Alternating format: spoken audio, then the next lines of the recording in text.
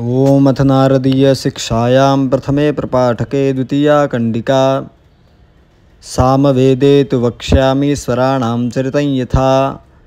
अल्पग्रन्थं प्रभूतार्थं श्रव्यं वेदाङ्गमुत्तमं। तान् रागस्वरग्राममूर्छनानां तु लक्षणं। पवित्रं पावनं पुण्यं नारदेन प्रकीर्तितम्।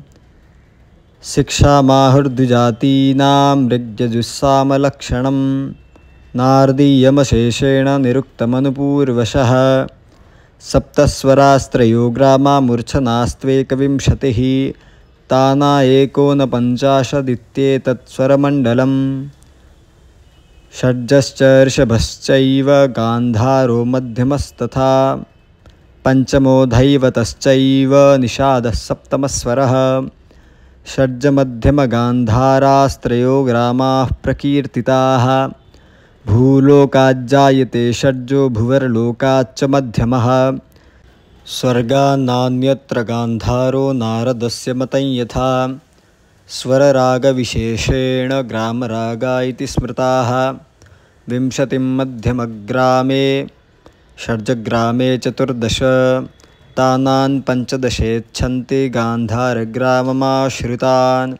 नन्दी विशाला सुमुखी चित्रा चित्रवती सुखा। बलाया चाथ विज्ञेया देवानां सप्तमूर्छनाः।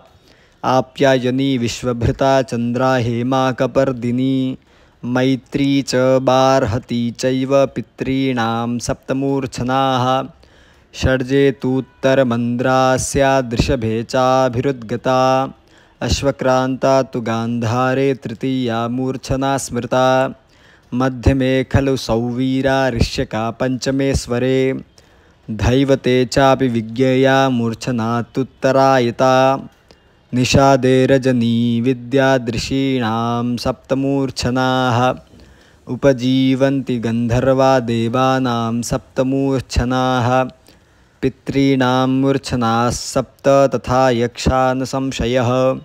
ऋषीणां मूर्छनाः सप्त यास्त्विमालौकिकाः स्मृताः। षड्ज प्रीणाति वै देवान् ऋषीन् प्रीणाति चर्षभः।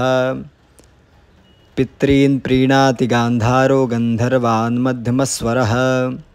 देवान् पितॄन् ऋषीन् चैव स्वरः प्रीणाति मध्यमः। यक्षान् निषादः प्रीणाति भूतग्रामं च धैवतः। ॐ